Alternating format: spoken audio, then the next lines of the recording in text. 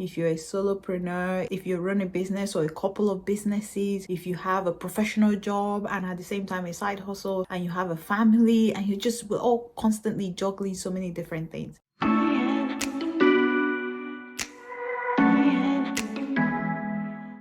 Hi guys, welcome back to my channel. It's so lovely to have you here today. My name is Carina, darling. On this channel I talk about personal finance, self-development, wellness, in particular self-care and self-love. I talk about travel, and I talk about faith.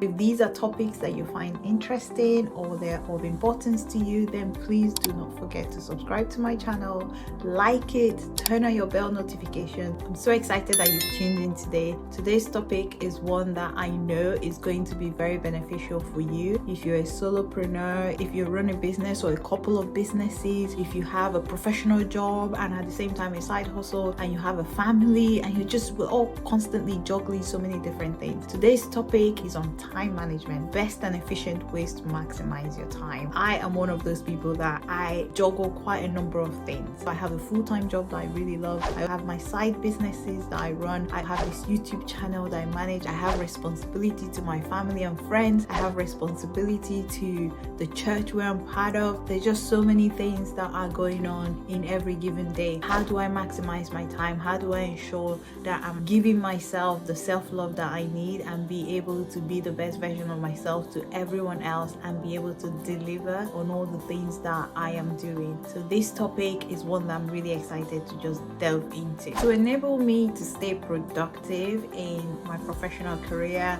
to run this YouTube channel, run my businesses, and still be a loving, caring person to my family and friends, there are 4 small habits that I have had to incorporate into my lifestyle, which I'll be sharing here today. Habit 1 is putting my phone on silent. My phone for probably over 10 years now has always been on silent. I don't hear my phone ring. I don't hear it make any sound. And that's because I just like to choose when to speak to people. If there are calls that come in, I will filter through and see if there are important calls that I want to respond to and at what time I want to respond to those calls. My phone does not determine for me when I respond. I choose when and how to respond. The reason I put this in place is that scientifically and also research have shown that our phones are a huge distraction. It distracts us from being able to focus. It distracts us from being able to get things done. And people have practiced so many different ways of doing this. Some people, when they're focused, they actually take their phone and they put it in a locker and they put it away somewhere where they're not able to see it. Some people do what I do, which is put it on silent. Some people time themselves. There are different ways. Whatever works for you, I would suggest that you do it. And actually, research have shown that once you're distracted by your phone, it takes you quite a number of minutes sometimes to even come back to that chain of thought, and sometimes you don't even go back to it. Habit number 2 is blocking time out. I like to block time out in intervals of 2 hours, especially when I'm working on things that are mentally demanding. And because I'm a morning person and I'm someone that I am most efficient in the morning, I like to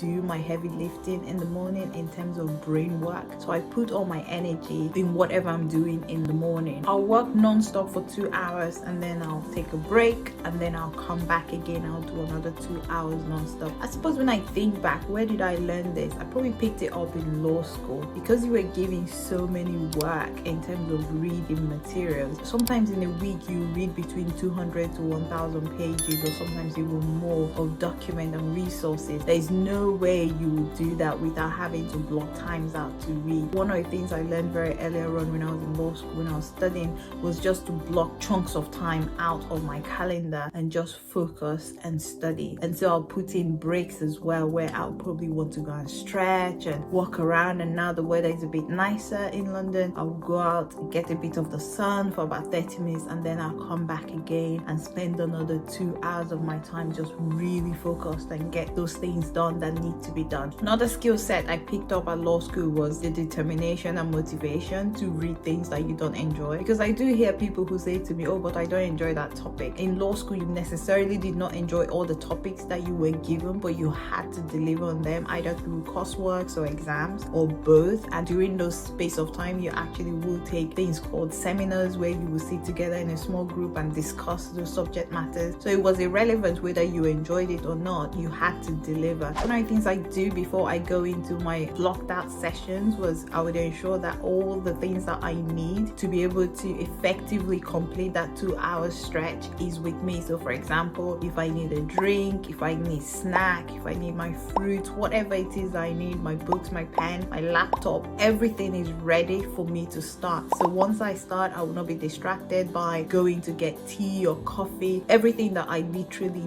need to get done, I will have them on my table, and once I sit, I'll be there for 2 hours non-stop and get the work done. So throughout my work life, I've continued to maintain this. So I see my work as mini projects. I compartmentalize them into mini projects and deliver them. Once I have those delivery thresholds where, okay, I've delivered this and then I have to deliver the next and I deliver the other and then I move on. And so I'm constantly looking at everything that I do, both in my work and in my private life, as mini projects where they have to be done. Because I have that mindset, it helps me to just really stay focused on what needs to be done. And one book very recently I've been reading is the 12-week year, which really talks about execution and ways that you can execute, and looking at your goal or your year goal as a quarterly goal. So you looking at a quarter is a whole year for you, and you have those 12 weeks to implement those things that you've specified. I'll talk about this book a little bit more in this video. The third habit I want to share with you today is batching work together. This is one that I have found extremely helpful, and I've been doing it for a number of years. I mentioned in the previous habit that I see my workload as mini projects, and I continue to do that even in this third habit by batching work. Because the works that I do as projects, I tend to batch things together. In my professional life, I work in-house, and so my client is the company that I work for. So it's quite important for me to actually put things in priority and batch them together. So if work is coming from a person, I would batch all the work that surrounds that person, and then I'll batch the next work. Sometimes it doesn't really happen in that way, because when you work in private practice, then your clients are different people. When you work in-house, the company is your client. I will get emails from different people on different matters, but most times those emails are broadly covering the same subject area. So what I would do is I'll look at a particular subject area and I'll batch all the emails that are within that subject area, and then I'll look at another subject area and I'll batch all the emails that come within that subject area. I can do that for 3 or 4 different work areas. In that sense, if I decide that in the morning I'm going to attend to these because they need more research, they need more due diligence from me, they need me to go and look at the archives and get information or data to be able to respond and to be able to adequately advise, then I will do that. And that means I need to give that extra time to that particular work that is being done. So I tend to batch my work. I do that also in my private life as well. So even at home, even my businesses, I batch things together. If I'm working on my YouTube channel, then I'll look at everything within YouTube, the topics that I want to share, the researches that I need to do, how I'm going to come up with a thumbnail. So everything will be YouTube focused. And if I'm looking at my other businesses, again, it's the same. Of course, the demands will be different. However, what I would look at is the subject matter. What area is this query coming? Is it accounts? Is it sales? Is it marketing? Is it legal? And then I'll just batch them within a subject area. And then when I've worked on a particular subject area, I move on to the next subject area. And then when I look at my personal life, like home and even chores at home, I do this quite a lot as well. If I want to clean the house, then my focus is cleaning the house. And then I will batch them all together and get those done. And then if it's cooking, I would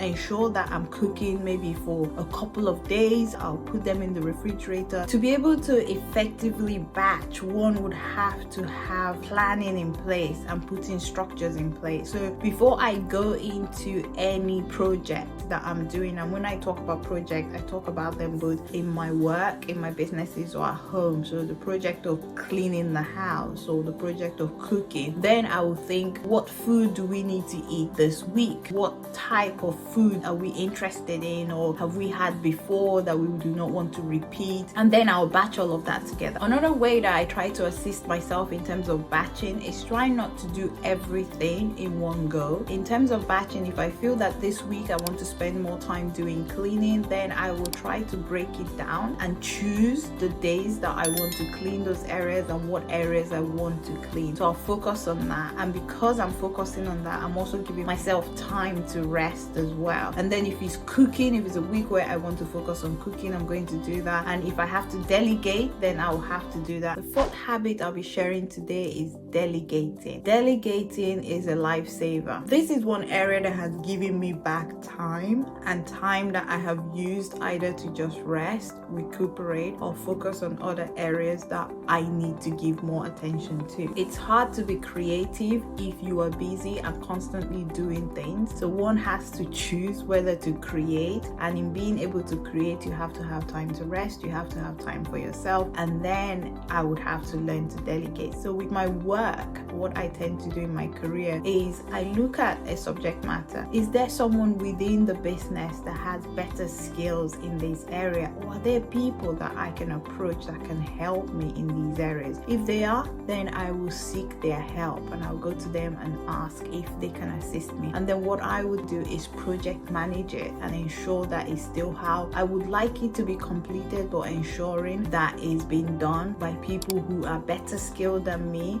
to be able to get that work through the line. If I had someone to delegate that to who is very good at those, I would rather delegate it and focus my energy on the things where I have strength in. A bonus point for this video is to learn to divide your year into quarters. So again, touching on the 12-week year, which talks about learning to complete your year in 12 weeks. So look at areas in your life that you want, things that you intend to complete in the next 12 months or by the end of the year. See if you can break them down into projects and try to accomplish them in quarters in 12 weeks. So if you choose one quarter and you say to yourself, I want to grow in maybe self-development, my spiritual life, my relationship, my career, my finances, these are all broad subject areas. And if you sub-categorize them and you say, okay, what do I want to achieve in the next 12 weeks within this area? And make sure you're pushing yourself, that you're not just choosing things that are very easy to accomplish. But again, don't choose things that are impossible to accomplish, because that way you may not be able to accomplish it and then you'll be disheartened. So it's best to find the best balance. And in the 12-week year, it talks about how you can go about executing this daily, and that would assist you in achieving what you have set out at the end of the 12 weeks. And then you can assess yourself and see how you're doing, and then set the next set of goals for the next 12 weeks. All right, so on that good note, I hope you've enjoyed this video. I'll be linking other videos to this video if you enjoyed this video, so you can watch those as well, and I'll be adding some videos to the description box below. I wish you all the very best, and I'll see you in my next video. Bye for now.